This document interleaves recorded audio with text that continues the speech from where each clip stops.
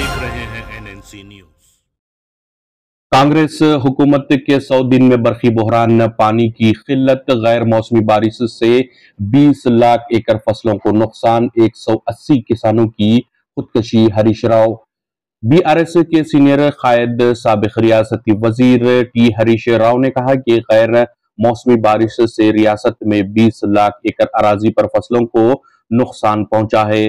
कांग्रेस के 100 योमी हुकूमत में 180 किसान खुदकशी कर चुके हैं। तेलंगाना भवन में एक प्रेस कॉन्फ्रेंस से खिताब करते हुए ये बात बताई गई। इस मौके पर बीआरएस के रुकन असेंबली पी राजेश्वर रेड्डी और एमएलसी मधुसूदन चारी भी मौजूद थे। हरीश राव ने कहा कि वो कल जिला वरंगल में साबिक वज़रा पार्टी के कायदीन के साथ दौरा कर चुके हैं।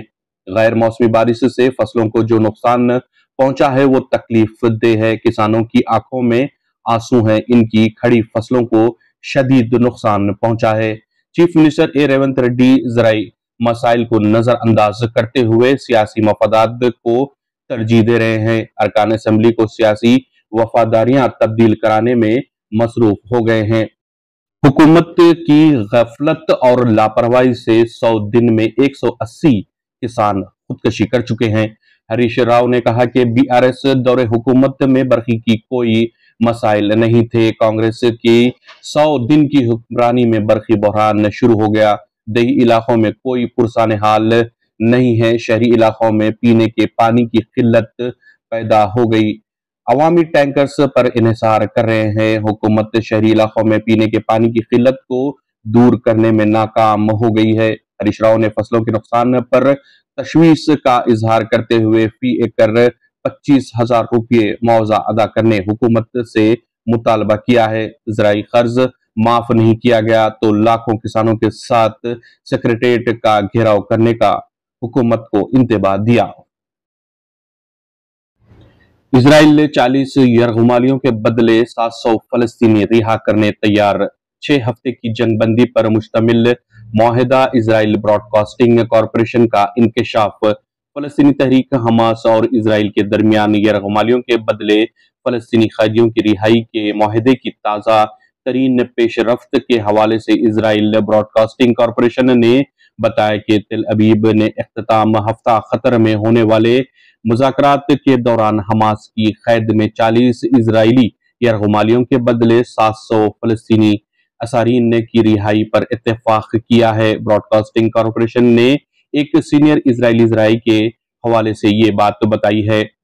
इजराइल ने 40 कैदियों की रिहाई के बदले तकरीबन 700 फलस्तीनी कैदियों को रिहा करने पर रजामंदी जाहिर की है, जिनमें तकरीबन 100 उम्र कैद पाने वाले कैदी भी शामिल हैं।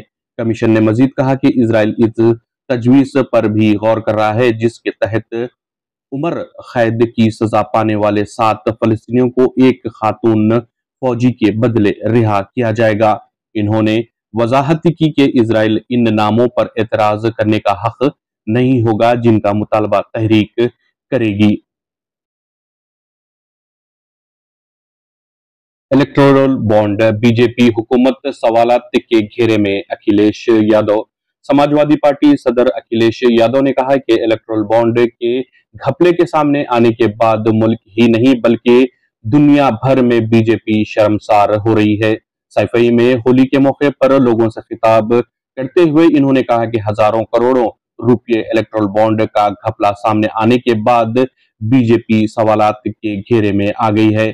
दुनिया में इस मामले के हवाले से बीजेपी शर्मसार हो रही है। इन्होंने कहा कि किसी भी पार्टी को चंदा अपनी मर्जी से दिया जाता है, लेकिन मोदी हुकूमत के दबाव में ईडी और सीबीआई के जरिए लोगों से जबरदस्ती वसूली की जा रही है।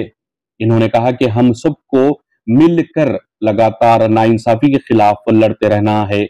2024 का लोकसभा इलेक्शन हमारे मुल्क के मुस्तकबिल को तय करेगा। इन्होंने कहा कि एक तरफ ऐसे लोग हैं जो आइन को बचाना चाहते हैं और दूसरी तरफ वो लोग हैं जो आइन को खत्म करना चाहते हैं। ये इलेक्शन आइन बचाने का भी इलेक्शन है। आइन बचेगा तभी जमहूरियत बचेगी।